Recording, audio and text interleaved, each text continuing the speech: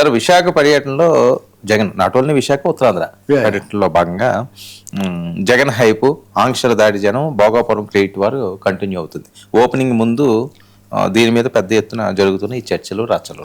ఇది నిజంగా ఈ ప్లేసింగ్ కూడా అంటే రేపు 1వ తారీఖు ప్రధానమంత్రి మొత్తం భోగాపురం హైప్ అంతా అక్కడ ఉంటే జగన్మోహన్ రెడ్డి ఈరోజు వెళ్ళక ముందు నుంచి పోలీసు అధికారులు ఎస్పీలు వీళ్ళంతా మేము కేవలం ములాఖత్ కోసమే సిరి అప్పలరాజు అంటే కుమారుడి చేసిన రోడ్డు ప్రమాదంలో ఆయన పక్కదో పట్టించాడని ఆయన మీద కేసు పెట్టారు కదా, ఆయన జైల్లో ఉన్నారు కస్టడీలో.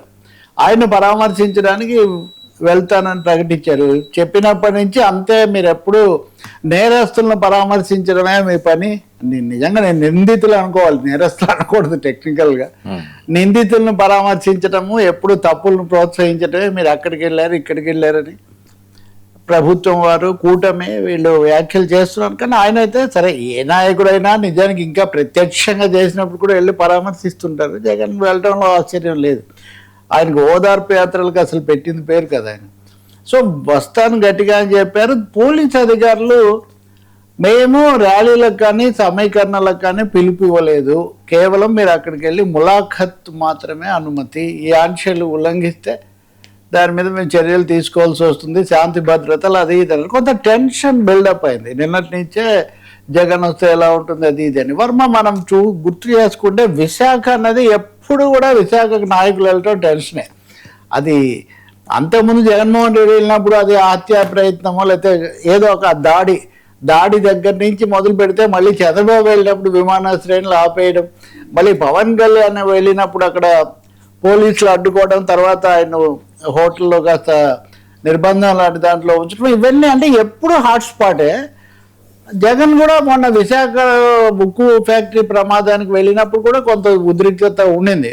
ఆ రోజు అయితే అనుకోకుండా అప్పుడే అందరూ ఉండటంతో సో ఈ నేపథ్యంలో ఈ సిరీస్ అనుకోవాలి, విశాఖ సిరీస్ అనుకోని విశాఖ టెన్షన్ సిరీస్లో ఈరోజు జగన్మోహన్ రెడ్డి అక్కడికి వెళ్ళటం. అయితే ఆ ఆంక్షలు పెట్టినప్పటికీ జనం చాలా విపరీతంగానే వచ్చారు.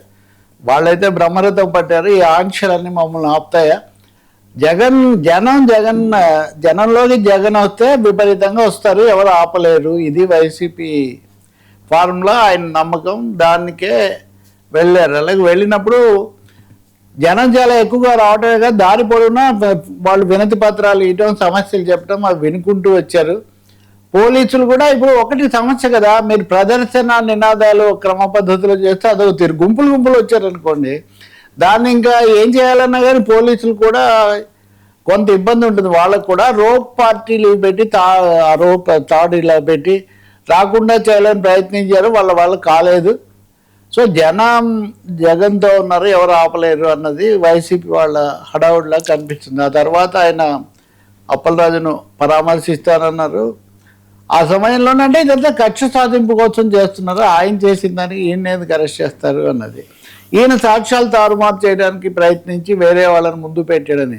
నిజంగా ఇంట్రెస్టింగ్ వర్మ మనం ఇద్దరం చేసిన డిస్కషన్ సోషల్ మీడియాలో కొంతమంది ప్రత్యేకించి అదొక పెద్ద కార్యక్రమం పెట్టారు, వాళ్ళు పూర్తిగా వినలేదు.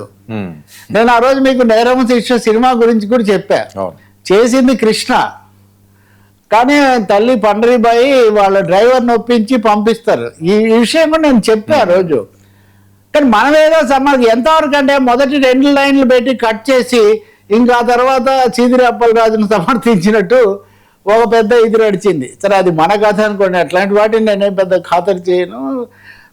చట్టం తన పని తాను చేసిపోతుంది, కోర్టులో ఏం తేలుతుంది అన్నది ఒకటైతే నిజం కదా.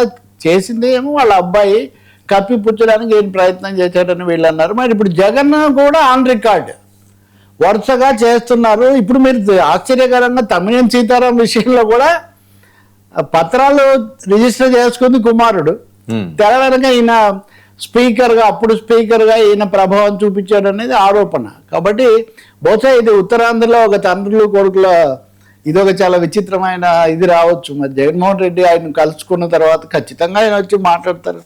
ఇదివరకే ఆన్ రికార్డ్ కాబట్టి కావాలని కక్ష సాధింపుతో చేస్తున్నారు. కానీ మీరు ఆపుతున్న కొద్దీ మాకు జనం ఎక్కువగా వస్తున్నారు, చాలా విపరీతంగా జనంలో జగన్ని ఎదుర్కోలేరు కాబట్టి జనంలోకి రానివ్వకుండా ఉన్నారు అని. ఇంకోటి ఇప్పుడు చెప్తున్నారు వీళ్ళు కూడా, ఏది ప్రతిపక్షాలు అన్న తర్వాత జనంలోకి వెళ్ళవా. మీరు కూడా అది వరకు చంద్రబాబును ఆపడానికి ఇవన్నీ కూడా ప్రయత్నించారు కదా.